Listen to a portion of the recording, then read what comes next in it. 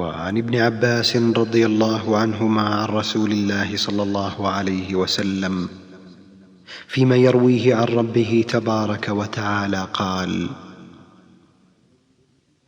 إن الله تعالى كتب الحسنات والسيئات ثم بين ذلك، فمن هم بحسنة فلم يعملها كتبها الله عنده حسنة كاملة، وإن هم بها فعملها كتبها الله عنده 10 حسنات إلى 700 ضعف إلى أضعاف كثيرة. وإن هم بسيئة فلم يعملها كتبها الله عنده حسنة كاملة، وإن هم بها فعملها كتبها الله سيئة واحدة. رواه البخاري ومسلم في صحيحيهما بهذه الحروف.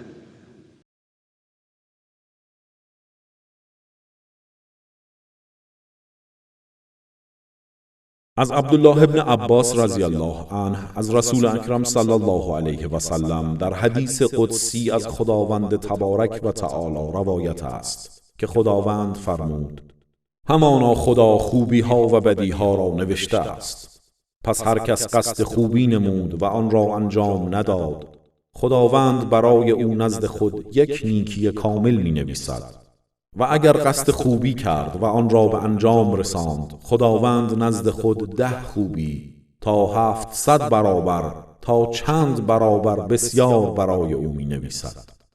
و اگر قصد بدی نمود و آن را انجام نداد، خداوند نزد خود برای او یک نیکی کامل می نویسد.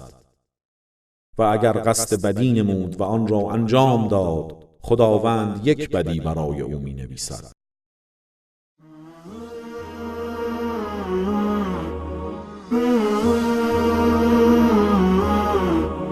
Mm-hmm.